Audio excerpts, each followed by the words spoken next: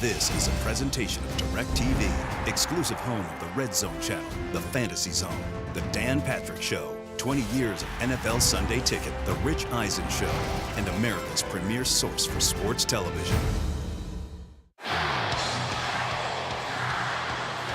Oh yeah, brother, the Hulkamaniacs are all fired up. The Hulkster got jumped down at Texas Motor Speedway, brother. That ain't gonna happen this time, man. I'm pulling in the pits, and I'm breaking out the secret weapon, man. Kyle, Killer Busch. It's all going down in Fallen, Kentucky, the flack of the track, and I'm all charged up thanks to our good sponsor over at Interstate Batteries. And I've been having a mean amount of green M&Ms because it's gonna be an orgy of pain. And Brad Keselowski, you stick your nose in this one, we're gonna be breaking out the Skittles. Oh, we're prepared to taste a rainbow, brother. Oh, it's a double rainbow. What's that even mean? It means the box score starts right now. Oh yeah! Oh yeah! Oh. I don't know a lot about sports, but I can drink a lot of beer. My motto is simple: C's get degrees. Need a long, inappropriate hug? I'm your man. I think I'm smarter than you, because I probably am. Howard Collins for box score.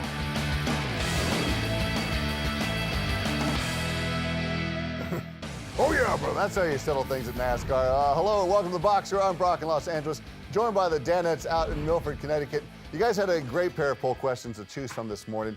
McLovin, how much thought went into going with Paulie's regarding Nick Wallenda's possible untimely retirement? Zero thought. I actually sent a note to Paulie immediately saying I am not going to say this on air. Although I thought it was funny, I am not. I have a soul. Well, yeah, I sent it to McLovin, and you know, I don't care how he delivers it, but I was curious to see if he would deliver it. And did you think I would, Paulie? I thought you would because you know you could paint me as the bad guy. It's kind of funny, and Dan was always asked for multiple options, so it just popped in my head as he was reading other poll questions. I was like, I'm going to write it before I forget it. Then there was a moment where I saw Seton starting to lose it. I'm like, oh no, Seton just read the email. And that's when the wheels came off. Oh, it was crazy. Like, it was like a punch in the face. When I read it, I was like, oh my God, you're the worst person in the world. No doubt about it. You know what? I'm so happy that you're sitting right next to me to be that person. On this I thought even for Paulie that was stepping over the line. It was very funny, but I was Retired by gravity. laughing at Stepping over the line. Yeah, but you want to be first place. You don't care what the category is when you're competitive. Worst person in the world, but you're first at the end. You're breaking the tape. Worst person in the world, you know, the race. Paulie, during Wallenda's event, you actually tweeted that you're going to take a Gravity plus the 7. Now, Vegas was taking that bet. I know they have death pools, but how much money would you have laid down on Gravity? You know, I would have felt guilty, you know, collecting that money. Not so guilty I wouldn't have accepted the funds. But yeah, I tweeted a bunch of stuff during the Wallenda event. The good thing as I was watching, so Nick Wallenda should be complimented because there's a big football game going on at that time, and I tuned into his walk as much as anything. But I was tweeting out stuff, and I was like, you know what? I didn't create this thing. I didn't create a daredevil walking over things in Chicago. He did. And if he's going to put this out there and convince us to watch, then we could be snarky and have fun with it. I actually had a ton of fun with the topic. Really up until we were actually talking to him and being like, hey, so you ever think about falling? And I was like, all of a sudden, everything, like the seriousness of it really started creeping up. I mean, I don't know why I didn't take it all that seriously before, where I'm like, oh yeah, take Gravity in the 7, this is so funny. And then all of a sudden I hear the dude's voice and he's talking to Dan. He's like, yeah, I got 3 kids and, you know, oh boy, yeah, this is horrible. He's a real person, but I also think, like, isn't that half of the allure of what he does for a living is the chance of death? I remember, is it Steve Irwin? The guy who went around the world, yeah, he's very famous, the crocodile hunter. He did all these wild, dangerous things. We wouldn't watch Steve Irwin unless what he did was dangerous, because anyone could just pet an animal. He was going with animals that were just literally, you know, could take your life, and one did. And he died, yeah, right? Yeah, he died, and it was filmed. Like a stingray. Yeah, stingray attacked him. So I also think about this as a producer. What does NBC do if all goes wrong? I'm sure they prepared for this many times, how they're going to cut away from it, but you know, you're showing this thing. You'd be a hypocrite if you're not saying one of the reasons. If there was a net under him, nobody would watch. Right. Not one person would watch. You know, because I could do it with a net underneath me. Right. So, you know, who cares? Well, the Daredevil did call in and told you guys why betting on Gravity was a bad idea. Do you practice falling? I do a bit, yeah, I actually do. Down low, of course, but I practice dropping to that wire and holding on. More than anything, I practice holding on for upwards of 20 minutes. I have rescue teams that can get to me within 90 seconds to 2 minutes wherever I am on that wire. to pull me to safety. But really, more than anything, it's just strength training to make sure that I have the physical ability to hold on. I found this the most fascinating point of the interview, and I think Dan did a great job here because, let's get the gorilla in the room. What do you do if you're falling? And I saw an interview with Nick Wallenda a few years ago, a written interview, and he said something about, like, if I felt myself that like I was falling, before I actually fall, I'm going to make my decision to tap out and grab on. And I couldn't believe when he told us he could hold on for upwards of 20 minutes. I was shocked because I kept thinking in my head, there's these 4 dudes that are 50 yards away from him on either side. If he falls and holds onto this thing, I thought they would have seconds to get to him, not minutes. How do they get to him, too? I don't know. Again, yeah, like, do they have to, like, fly a helicopter? Yeah, that's what like there's helicopters there. But he was complaining about the helicopters that were blowing too close to him. So again, they have a plan in place, but we still didn't get all the details. Well, Wallenda may be a master of walking the tightrope. Fritzy may be also able to walk a tightrope, as he demonstrated today, walking at least a black piece of tape on the floor. See, could you give us a little analysis of Todd Fritz's form? Well, I think, okay, if I'm going to break it down, his pacing was nice. The big problem that he had is that he repeatedly stepped on his own toes throughout the entire walk. He put his heel on his big toe. I think that's going to throw him off when he's, 100 stories up.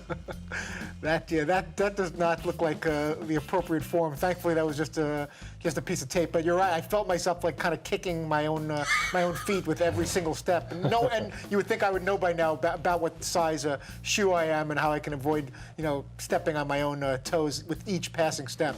So I would have plummeted very, very quickly. I would have lost that point spread that Paulie created. Paulie, do you think you can do better than that? Probably not. I'm not known for my balance or agility, but I'd be glad to try. The tape is, it's foreboding, but I'll give it a run, Broccoli. All right, McLovin, who are you taking? You're going to take Paulie or Gravity in this situation? I'm going to let you guys judge it. If you think a step there's is... not a whole lot of gravity to... There's no gravity involved here, so I'm going to take Paulie. Oh, man. Whoa, you're already on. Oh, boy. I'll take gravity. Okay, he's recomposed. I think I would have been dead already. I'm almost sure. You're on. If you're up, yeah. We should make a TV show like Running Man, where prisoners in life, and people in prison for life, they could try the Wallenda walk, and if they make it, they're free. That would be a huge TV show. And one more step. Can he do it? Yes, he's made it. Oh, to safety. Would any of you other guys like to give it a shot? I think Nick Wallenda even said that. I think Nick Wallenda even said that can I go the sound hockey stick stick? is the best thing to use. I'm going to go no balance on this one, okay? Ready? Let's point out where Seton dies. Well, if this was a checkpoint in Morgantown, you'd have made it. Made it. That was the saddest attempt at a cardio I've seen. Here we go. Oh, ladies and gentlemen. Ready for the Olympics. That'd be a good way to go, man. You gotta go out, just go. I know I'm not gonna make it over this wire. I'm gonna do a half-ass cartwheel and just go pizza on the ground. Would you have to edit out the male nudity there? It was a bit of a crack problem. And I know crack problems. We sure do. We're all intimate with your nether regions. McLovin, would you like to go and give it a shot, please? I actually did it on the show and killed it, but I will do it again. This is extra content for our good folks that catch really our is. podcast. Okay. Oh, Whoa. Oh, this is bonus content. Great. I'm going to practice falling and hold on to the wire. This is going to be fascinating. Okay, here comes the wind. Spider monkey. Speaking of crack problems, don't 19 minutes and 50 seconds to go. We'll get out to you. Well done, gentlemen. Coming up, Paulie, it may be time for him to start drinking. We'll tell you about that next.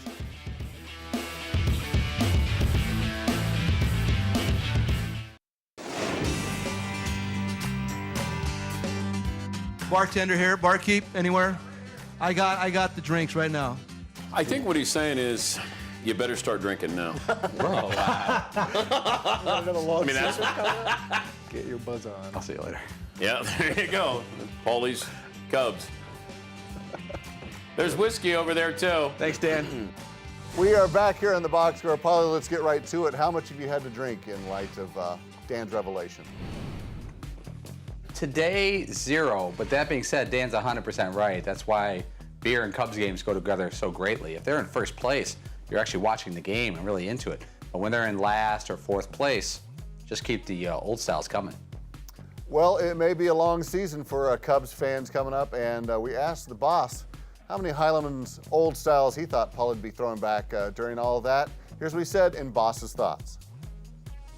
I don't think any more than he normally does. I don't think the expectation level is going to be that high for the Cubs this year or next year. Let's put it this way.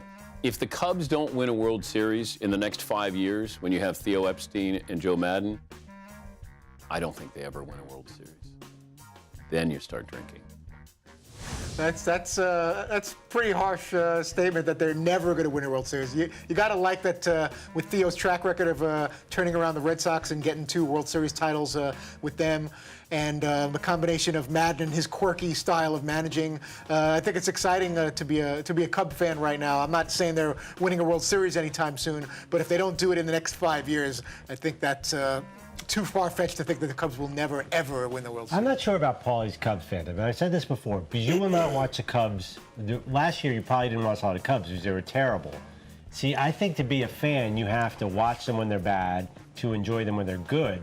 I have a slight issue if they start winning and you're jumping back on the bandwagon. Yeah, that's fair. I mean, it's tougher to watch them these days because of the schedules in life, and because they're not on TV when I live in Connecticut like they were daily in Chicago. You know, remember when you're 13, 14, 15? Whoa. You're saying you can't find the Cubbies on DirecTV? No, I can find the Cubbies, but it's just tough to watch them because of the time that they're on. And that's true. You know, none of us, I don't think, watch our teams every day. But yeah, he's right. It'd be like it being transported. If the Cubs made the playoffs, it'd be like being transported back to being 15, where I'm all in. And again, it's more for the people who are more hardcore Cubs fans than I am. It is funny, though, when I hear Dan say they'll never, ever win a World Series. I assume that the end of the world is a long way off. So the Cubs have been around for like 115 plus years.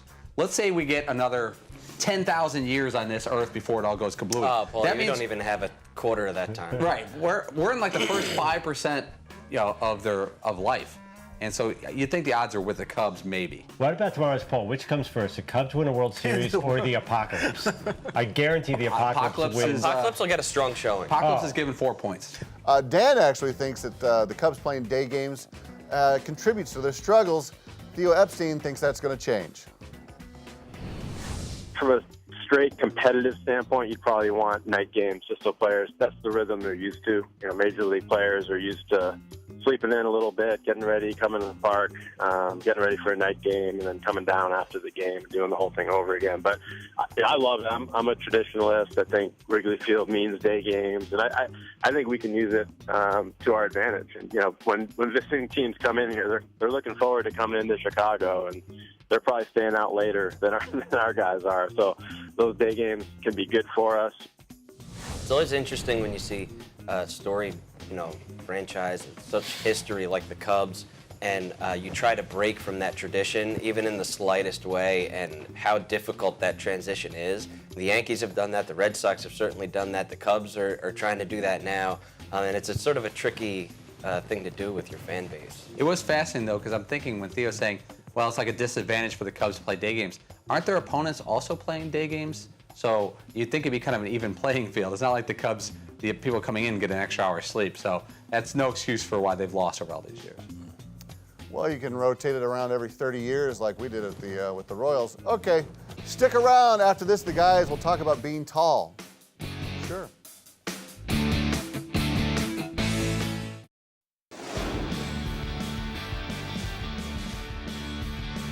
We are back here on the box score, thank God. McLovin, how great is it being the tallest Danette in the man cave?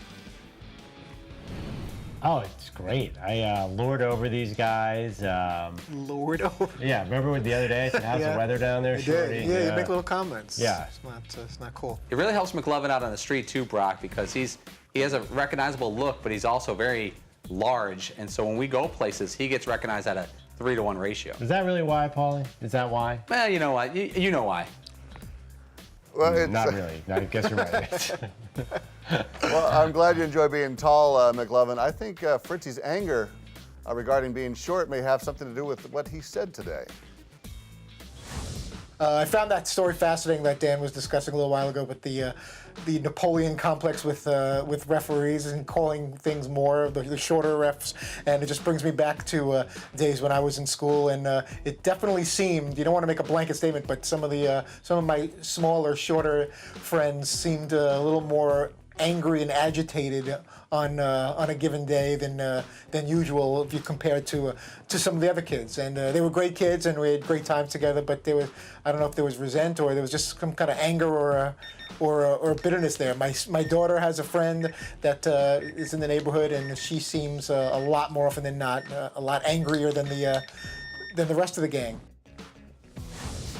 Wow, I was a little distracted knowing that.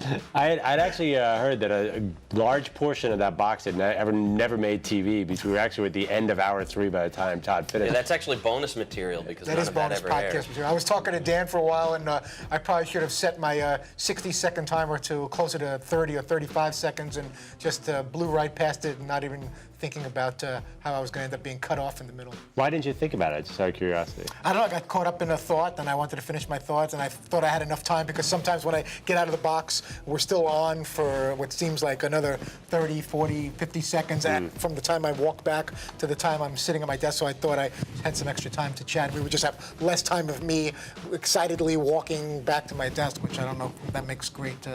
Wow, great that's a passive-aggressive shot saying, why does he have time limits in the box, but when nothing's happening out here, you guys keep filming? Brock, you've been asked the producers out there what they think of that shot. But they're not filming, that doesn't all make the air. They film for about an extra minute after we're black. No, but there's a number of times where I've just kind of I'm on TV, just kind of walking back to my desk, and then there's still... And you think that's more boring than what you do in the box? I think odds that was are... a Nick Wallenda shot. I think I'm better off talking for 10 more seconds than walking back to my seat for 10 seconds. Well, McLevin, you mentioned it. Let's take a look. Much like a brisk gone wrong, Fritzy got cut short. They were great kids, and we had great times together, but there was, I don't know if there was resent or there was just some kind of anger or bitterness there. My daughter has a friend that is in the neighborhood, and she seems a lot more often than not a lot angrier than the rest of the gang. So I don't know what that's all about, but it is pretty fascinating to wonder if these refs are seeing more or blowing the whistle more because they're making up for the fact that they think they're missing something. So I found that particularly interesting, and we'll see what... Oh, yeah, Joe Madden. Joe Madden is going to be great with the Cubs. I think the Cubs have a lot to look forward to. Found that particularly You were telling a story about one of your daughter's friends in the neighborhood? My daughter has a friend that's like always angry, and she happens to be the shortest of the group, and I think some of it is that whole Napoleon complex that she's just... The box should be sponsored by No, you have no... But also, were you afraid that you were kind of calling out one of Lindsay's friends? Yeah, I didn't name any names, but my daughter would be the first one to say, yeah, she's... we go to this little neighborhood pool thing, and she doesn't smile at anybody, and she's just a very angry person. If her parents were watching, do you think she's little. if her parents were watching this show, do you think they might know you're talking about her daughter? It's possible. It is possible. Don't go away. Dan tells a story that leaves the folks speechless, much like Fritzy's stories.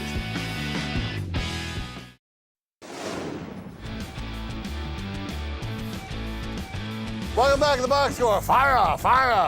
We are here. It's last call. Seton, where does the boss get all these random stories from? Life, I guess. I don't know. Yeah, I've been wondering that too, Brock. The past couple days, it's a good question because he's gone off the cuff with stories that weren't in his prep. I don't think were sent by anyone here unless someone wants to take credit for it. But he had a couple off-the-cuff stories. Is he doing research on his off time? No. I know, but Come on. If he starts working really, really hard and working before and after the show, we may have to start doing so as well. So I don't want that to happen. Or is there embellishment or some kind of, is he practicing his creative writing skills and conjuring up stories? They seem, he sells them good enough where they seem like they're actual stories that exist either in the sports world or in his own life. Plagiarism accusation. Well, the boss pulled one out today that left you guys literally speechless. I saw this story. I think it's Dick's Sporting Goods that they have their jersey report. They different states, different regions with the jerseys that they buy. Gronkowski and Brady rule in New England. West Virginians, they love the Steelers. Steeler Nation is everywhere. The women of North Dakota, their favorite jersey is a Steeler. 5 guesses. Anybody? Rothlis. Hello. Hello. Yeah, that was a winner, that one. That was a real winner. Yeah, that one, that sort of made the rounds on the interwebs, as it were. I saw it on, Twitter or Facebook and stuff like that. Yeah, jersey sales are always good for a little 3 or 4 minute time kill. Something funny will come out of it. But why did none of us answer there? I don't know what happened. I was surprised. Is this really something he wants to get into on the show? And I just, I thought it was. I thought he was going to start, elaborating or explaining further as to why we're talking about favorite jerseys and cities. And as I often do, it was looking. It actually felt, for some reason, a little reminiscent of Fritzy's spooky Halloween names. It felt like the exact same kind of segment for some reason. Although, why is Tom Brady's jersey huge in Wyoming?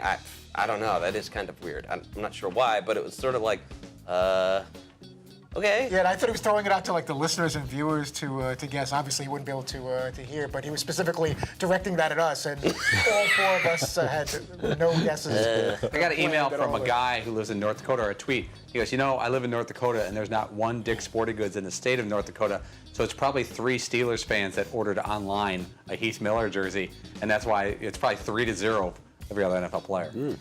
Well, Seton, I think the real question is, during that segment, what were you thinking? If we could roll the tape and take a look at your face right here, you seem absolutely stunned by what's going on here. Yeah, that's a good face. I don't really know what I was looking at there, but Tom Brady, Wyoming, it doesn't make any sense. Fritzy, please make sense of who's going to be on tomorrow. Anthony Davis will join us from the New Orleans Pelicans, possible MVP candidate in his 3rd year in the league. Steve Spurrier, who was supposed to join us today, and something happened in his schedule, but he will be part of things on the Wednesday edition. So that's where we're at right now. Anthony Davis, Steve Spurrier. All right, thanks for watching The Box Score. Catch us weekdays at 3 p.m. Eastern on Audience Channel 239, or the podcast available on iTunes or at podcast1.com. I don't know a lot about sports, but I can drink a lot of beer. My motto is simple: C's get degrees. Need a long, inappropriate hug? I'm your man. I think I'm smarter than you, because I probably am. Hey, thanks for watching The Box Score. Holy cow! This was a presentation of DirecTV, exclusive home of the Red Zone channel, the Fantasy Zone, the Dan Patrick Show, 20 years of NFL Sunday Ticket, the Rich Eisen Show, and America's premier source for sports television.